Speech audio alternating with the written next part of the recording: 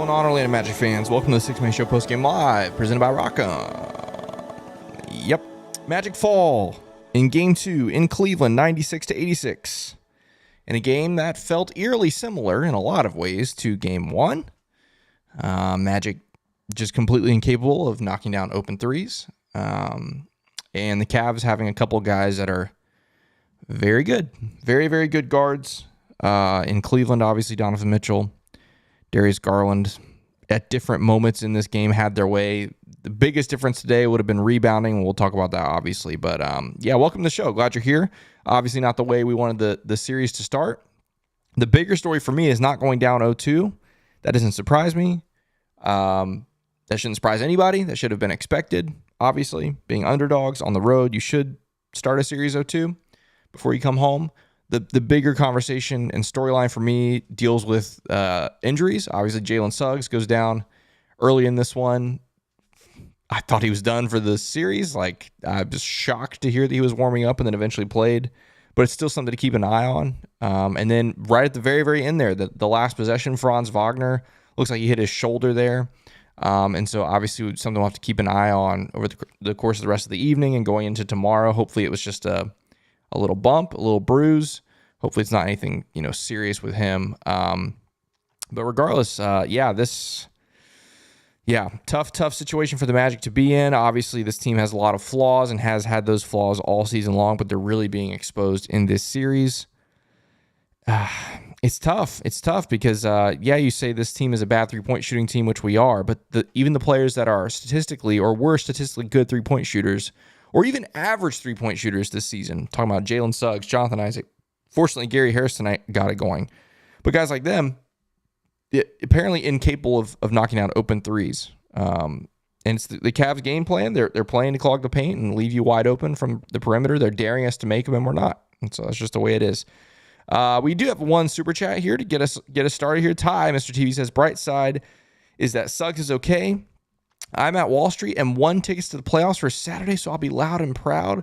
P.S. The refs suck. Free AB. Dude, that's amazing. First off, that you won those tickets to that game.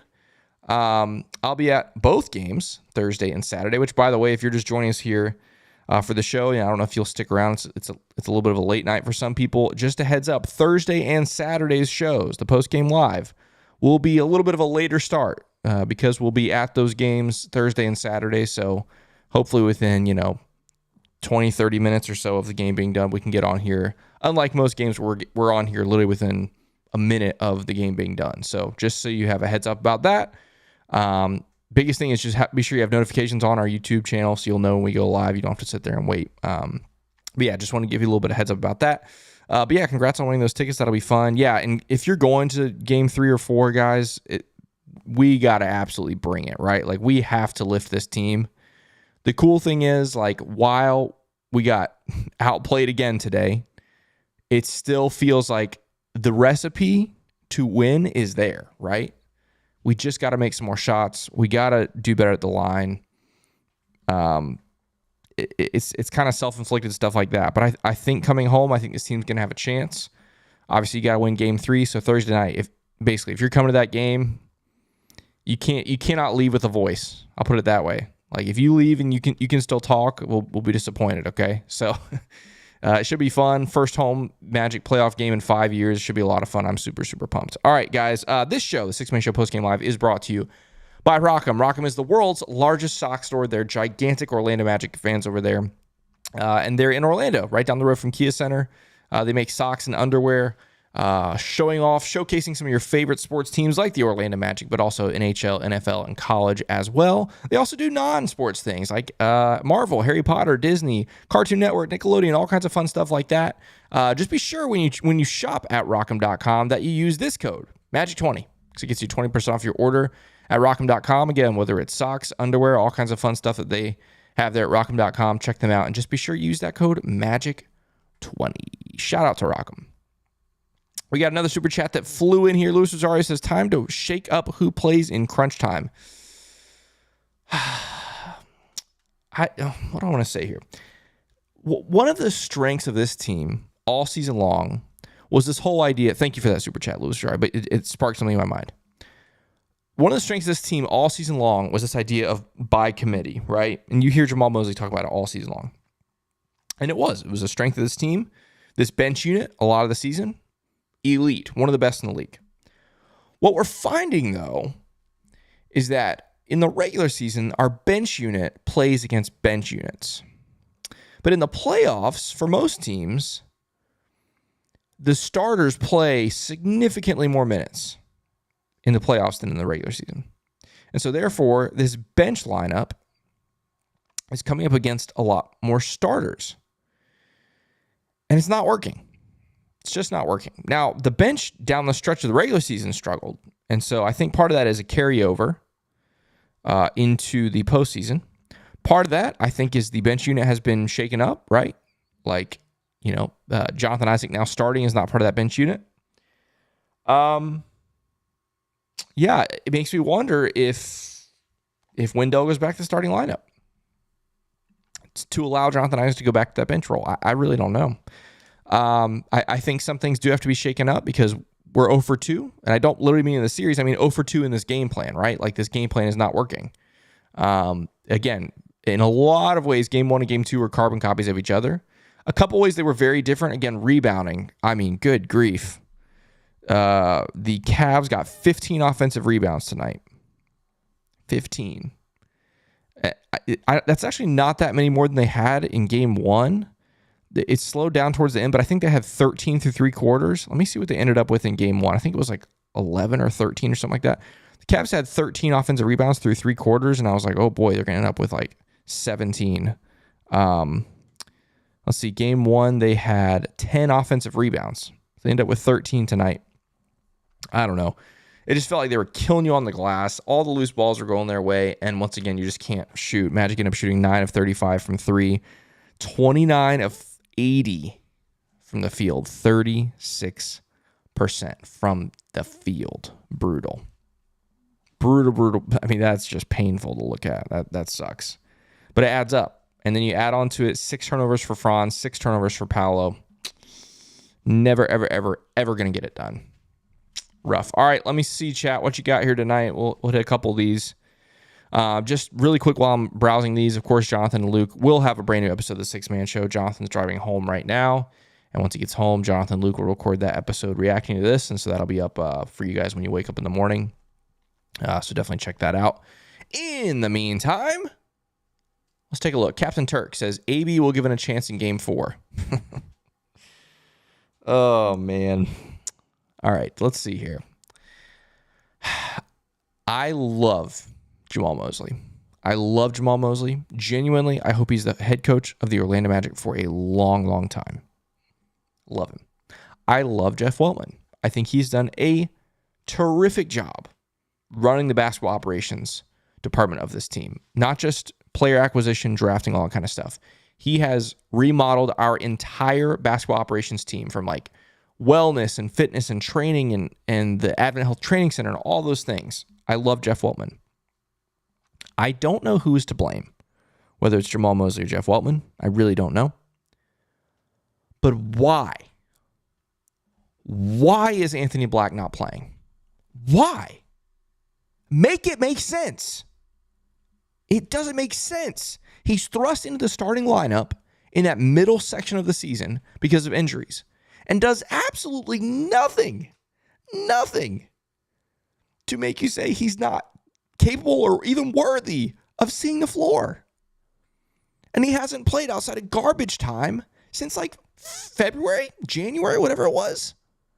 Why? And on a night like tonight where you lose Jalen Suggs early in this game, Markelle comes in and is terrible on both ends. The defensive effort for Markelle tonight was ridiculous. He plays for 6 minutes, doesn't play in the second half. Why are you not giving those minutes to Anthony Black? I don't understand it. Oh, and add to the fact that Anthony Black will actually take a 3, and he's capable of making them. Why? When Darius Garland and Donovan Mitchell are doing this to you, why not throw another body at him who's capable of defending them?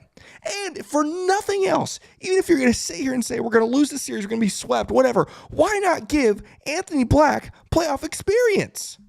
Why? It makes no sense. Is it the reason we lost today? No, it's not. I'm not going to sit here and say you put Anthony Black in, you win this game. I'm never, ever going to say that. But it doesn't make sense. Just like it didn't make sense at the end of the regular season. Why is Anthony Black not playing? I don't get it. I don't understand it.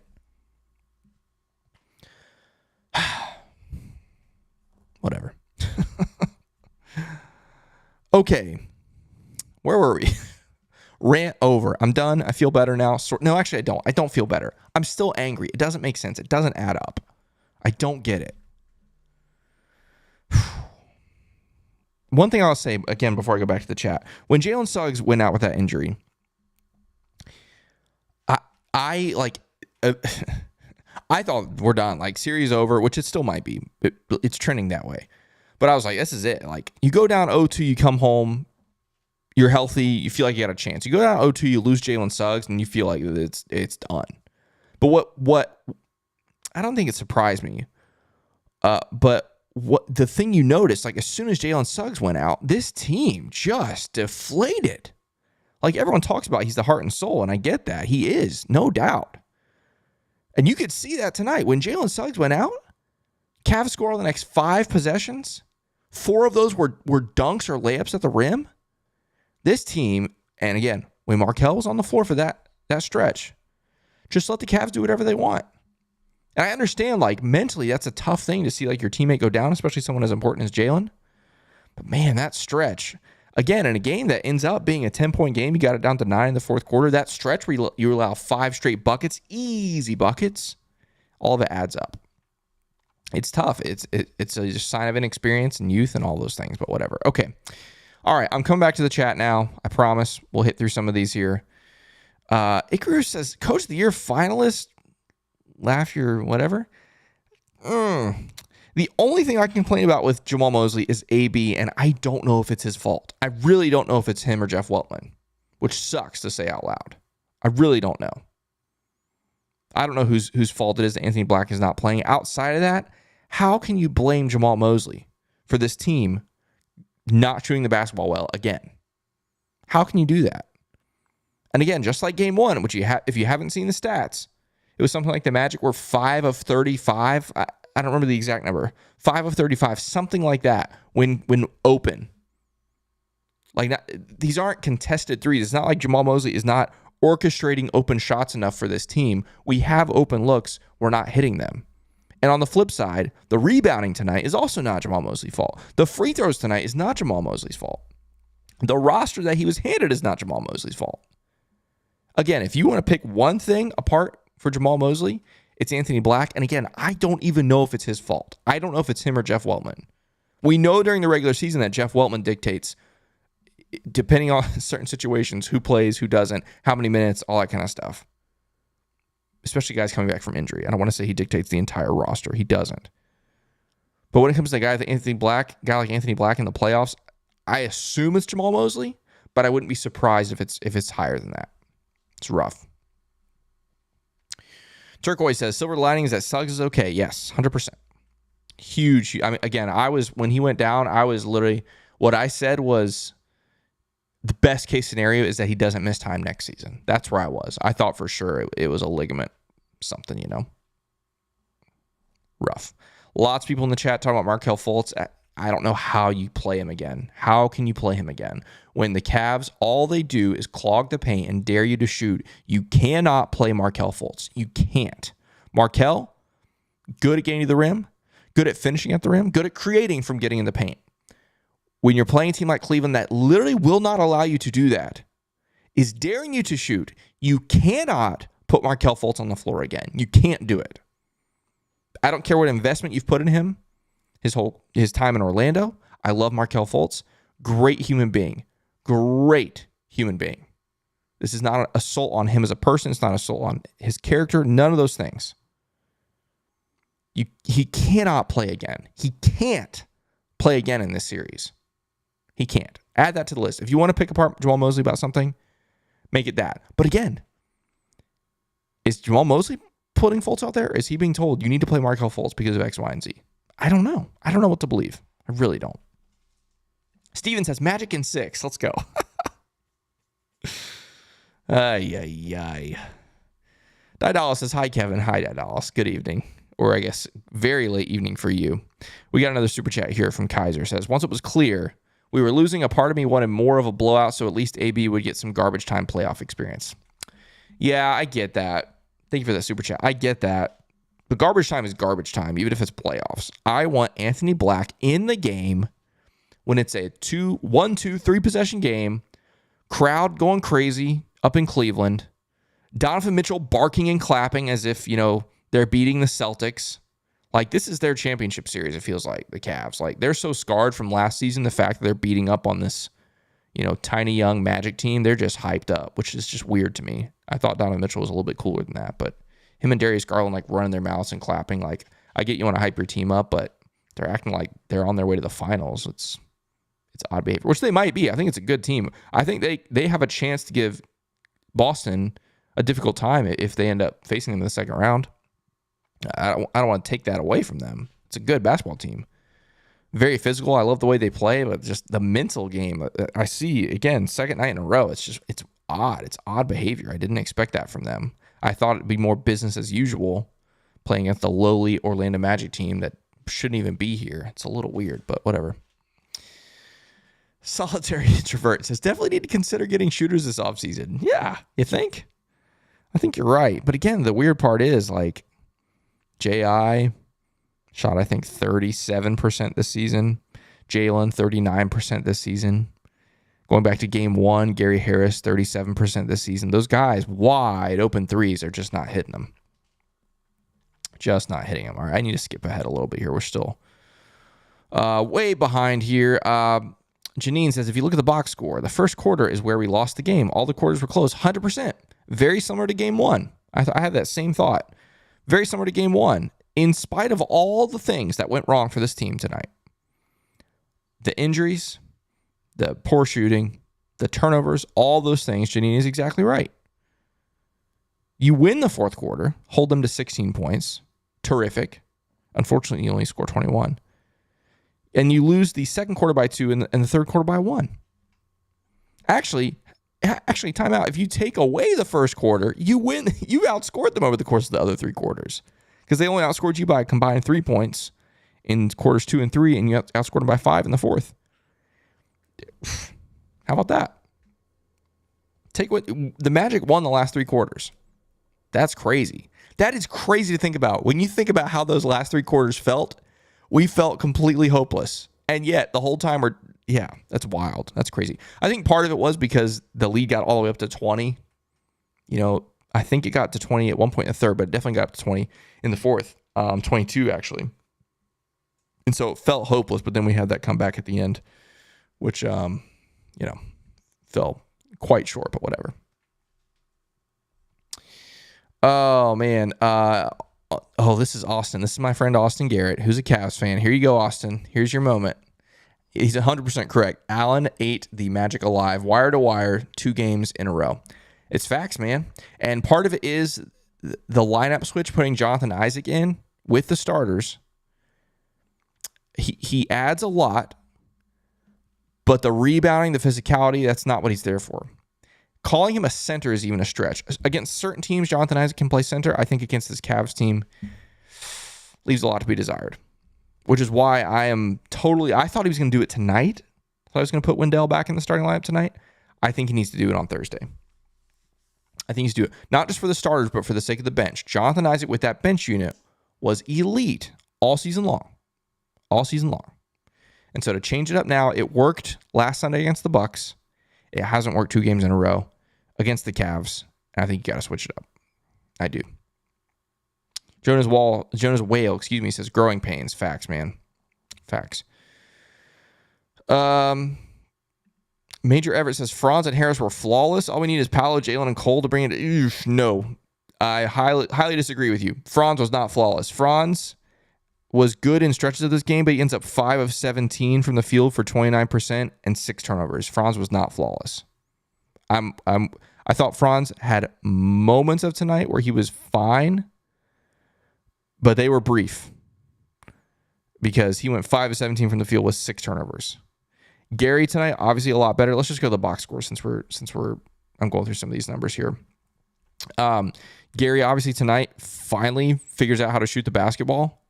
I think he missed his first two, was 0 of 2, and so he ends up going 4 of 5 down the stretch. Missed a really, really big one that I think that would have cut the lead to 6. Once we got it down to 9, he had a wide open 3. He went 4 of 5 in the last stretch of this game, and the one that he missed was the one that would have cut it to 6, which would have been insane. If you got that 22-point lead down to 6, who knows what happens.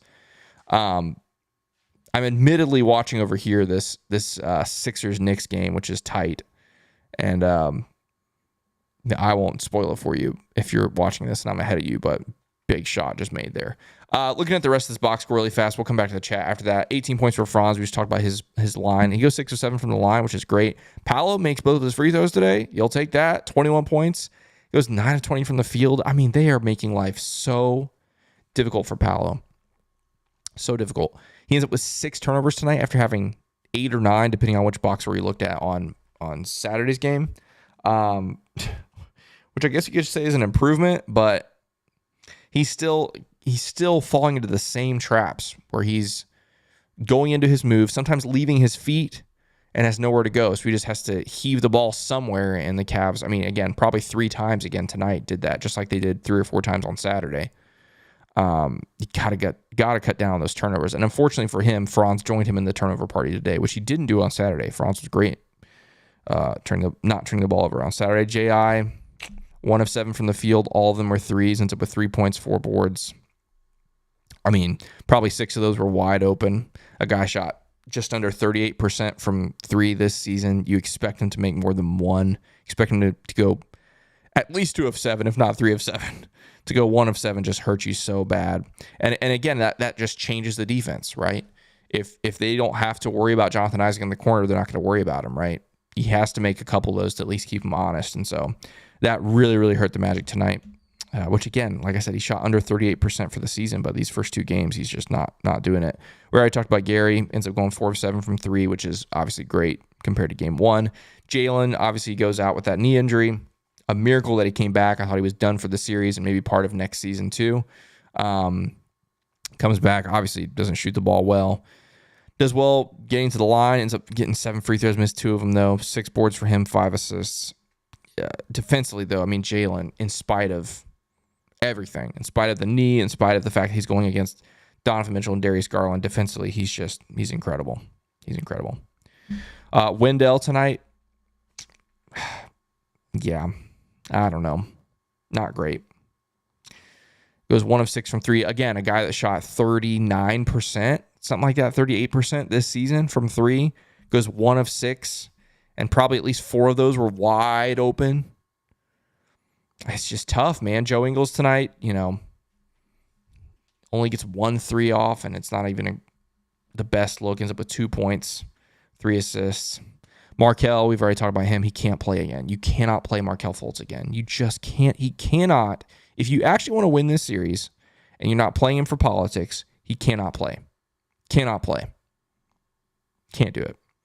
Cole Anthony went 0 of 7 on Saturday. You thought for sure he's going to bounce back. Ends up going 0 of 4 today. He's 0 for 11 in the series. That's our like primary bench scorer. We can't get anything. Crazy. Mo Wagner, 5 of 8 from the field, 12 points. Again, second game in a row. Mo Wagner was good. 6 boards as well for him. Unfortunately, he's Cleveland fans are hating him even more now after that fan that fan got hurt. I'm not laughing at the fan. Obviously, I hope he's okay. But Mo Wagner is like everything that Cleveland fans could want as far as ammunition against Mo Wagner. They're getting it in this series right now. Obviously, like, plays very physical. That's Mo Wagner. He's an antagonizer. That's what he does. But then you have the Okoro play, on Saturday where it's totally inadvertent, genuinely. Sometimes some things Mo Wagner does aren't inadvertent. Totally inadvertent, where he's like falling and Okoro trips him and his face hits the ground, obviously. I mean, that sucks.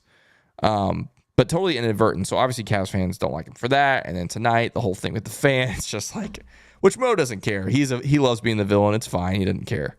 But yeah, kind of is what that is there. All right, let's look at, actually I did want to look really fast at some of Cleveland's shooting numbers. Donovan Mitchell, I mean, you hold him for 9 of 22 and 2 of 10 from 3. Did he? I think he started 2 for 2 from 3. I'm pretty sure he hit his first 2, and so he ended 0 for 8 from 3. I'm pretty sure that's what happened. Even if he went 2 for 3 in his first 3 threes, he went 0 for 7. He either finished 0 for 7 or 0 for 3 from 0 for 0 for 7 or 0 for 8 from 3. Amazing. You'll take that. You'll take that. Ends up with 3 turnovers. Darius Garland with 4. You'll take that. Again, defensively, this team is not struggling. Like, sure, Donovan Mitchell, Darius Garland are going to carve you up in moments. They're going to hit tough shots in moments. That's what players like those guys do.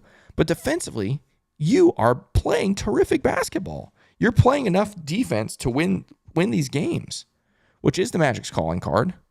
But again, offensively, it's just where we are just totally hopeless, it feels like, for large stretches of games. Again, here's some of those team stats. Like I mentioned, Magic, get rid of the first quarter. You won this game. Second, third, fourth quarters combined, you win the game, which is crazy to think about. Cleveland only ends up with 36 points in the paint. They were in the 40s, I believe, in game 1. You end up with 32. Cleveland got out and running a little bit more than you'd like today. 20 fast break points for them. Again, the bench just abysmal. I mean, this Magic bench averaged over 40 points a game this season. You only get 21 tonight. It's just not good enough. And again, turnover is a huge problem. A really, really big problem for the Magic tonight. Really, really big problem. You force 15 turnovers, great. You only get 14 points off those turnovers. I'm surprised it's that high. Just the eye test, I feel like every time we force a turnover, we either turned it over, got a bad shot, missed whatever. I mean, this team has to do a better job of scoring off of turnovers, scoring off of long rebounds, like those kinds of things. You have to get moving before their defense gets set if you're going to have a chance. Again, hide your kids. Here's the shooting stats. Both teams shoot the ball horribly tonight, but the Magic were worse, obviously. 36% for the Magic, 29 of 80, 34 of 82 for the Cavs. Magic 25% from 3, 9 of 35. While the Cavs are just 30%, 12 of 39. You missed 7 free throws. This is the reason this game wasn't even a blowout earlier. The Cavs missed 10 free throws. They go 16 of 26 from the line, even worse than you. That's the only reason this game wasn't like a 24-point game in the third quarter. Oh, my days. Oh, my days. This Knicks game, oh, my days. Oh, my gosh. If you guys aren't watching this thing is... Oh, my gosh. I'm sorry. I try not to spoil things. DiVincenzo, a 3 to take the lead. That's a 6-point possession for the Knicks. Oh, my goodness. They got a 3. Philly lost the inbound. And then DiVincenzo hits a 3 to take the lead with 13 seconds left. Philly's going to have a chance, but that was crazy. A 6-point possession for Philly. They were down 5 and they have the lead. That's crazy. Okay, whatever. All right, I'm going to come back to the chat before we call this a night. What are we at? 30 minutes. Perfect. Wrap this up with some chat. I did see we had a super chat hop in here. Luke B said, how do you think we fix the rebounding? Is it as simple as give Goga more minutes? Or sorry, I missed a line. That's right. Give Goga more minutes to start Dell because we can't get outshot and outboarded and expect to win. Here's the issue with Goga. While I think Goga would help you rebounding, Goga is going to get absolutely cooked if he gets drawn into this pick and roll stuff. He's going to get absolutely... I mean, Wendell, Mo, J.I., they are serviceable. A scale, right? Like J.I., terrific when it comes to if he's pick and roll and they got to switch and all that kind of stuff. J.I. allows you to switch 1 through 5, right? Wendell, not as good, but allows you to potentially do that from time to time. And then the next person on that scale as it keeps moving, Mo Wagner, serviceable. Goga doesn't have a chance. If you throw Goga out there, Cleveland is just going to carve that up. And so while he's a better rebounder than those other guys, and a better rim protector too, which it's nothing to ignore, is he going to be playable because of what Cleveland would do to respond to that? I don't know. At some point, do you just say, hey, we got to try something, and you throw him out there for a little bit? If for anything, just to be a big body, just to mix it up, I don't know. I mean, maybe, but yeah, rebounding, getting cooked.